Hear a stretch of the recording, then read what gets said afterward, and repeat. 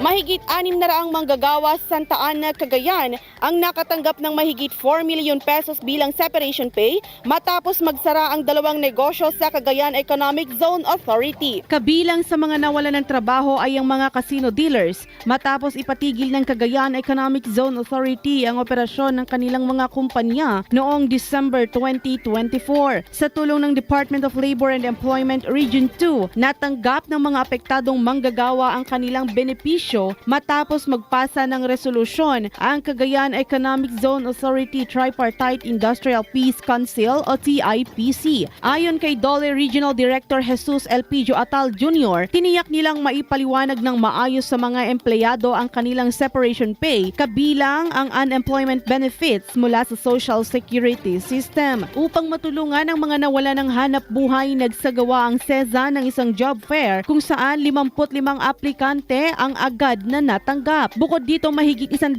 manggagawa na rin ang na-hire ng ibang kumpanya sa loob ng economic zone. Higit 400 empleyado naman ang isinama sa profiling para sa tulong panghanap buhay sa ating disadvantaged workers o TUPAD at DOLE Integrated Livelihood Program upang mabigyan sila ng pansamantalang hanap buhay at dagdag na oportunidad. Para sa IFM News, ako si Idol Shobi Gagarin, Idol! IFM News.